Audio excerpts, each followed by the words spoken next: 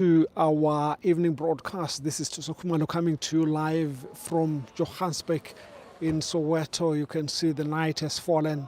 We're coming to you live with the news that is coming out of Kenya at the moment. Very terrible scenes that are happening in that country. The young people going out into the streets demanding that the government listens to them. The main issue of contention there in Kenya being the young people being against tax hikes that could have affected basic things like the fuel, your food, your data, and the other implements that people use on a daily basis. The young people saying they want that bill which Parliament had, which was approved by Parliament. They want that bill not to be approved, not the president to sign it. And of course, we saw President Ruto coming out strongly, bashing the youngsters. And a scenario that is occurred now is that around a dozen young people have died being shot, mainly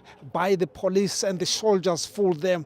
Something that is very that should be condemned, to see young people going out in peaceful protests. Of course, there was some kind of violence that cannot be avoided to be said, but there was no reason why the police used live ammunition to shoot to those young people who had no guns, who had nothing except their voice, except their democratic right to stand up to say this is what they wanted. So these are some of the things that are happening down there in Kenya. A lot of people are being alarmed by what they have seen there.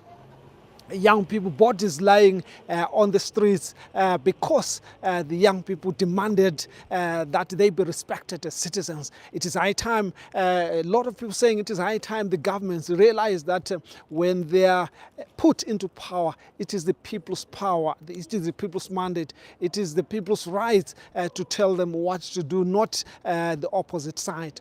But a lot of concerns there about the human rights abuses there in Kenya. We know that President Ruto, when he came to power, he came describing himself as a hustler, as part of people, as part of the ordinary people there. But now we see that support is breaking down because people believe he's now taking decisions that are anti-masses, decisions that are causing oppression and suffering for the people of Kenya, especially with this tax bill that the young people are complaining against, that the young people want dropped. And of course, we know that finally President Ruto has said he's not going to sign that bill. He has listened to the people, he has heard them, but that's too late because young people, around a dozen young people, have already lost their lives. Nothing will bring them back.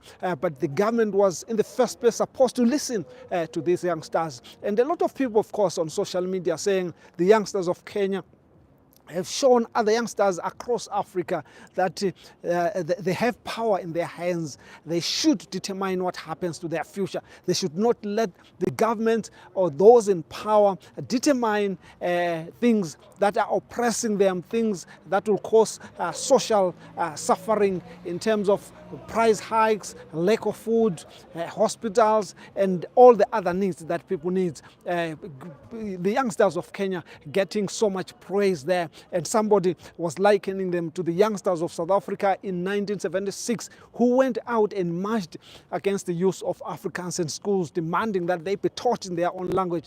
And it is that movement that contributed quite a lot to South Africa's freedom in 1994, and the young people of Kenya then were impressed. But unfortunately, a lot of them losing their life. It's yet to be seen how the government is going to solve that problem, even if the young people go off the streets now. But there are deaths that have happened as a result of the government's arrogance, as a result of the government not listening to the people in time. This is what is happening down there in Kenya. What do you think about what is happening in Kenya? Young people going out on the streets and demanding that this tax bill not be signed, not be put into law, and then if they've now been gunned down. What do you think? What's your comment? Please remember to subscribe and remember to share our broadcast so that at least we can bring you more and keep you bringing more news. This is Thuso Khumalo here in Johannesburg. Bye for now.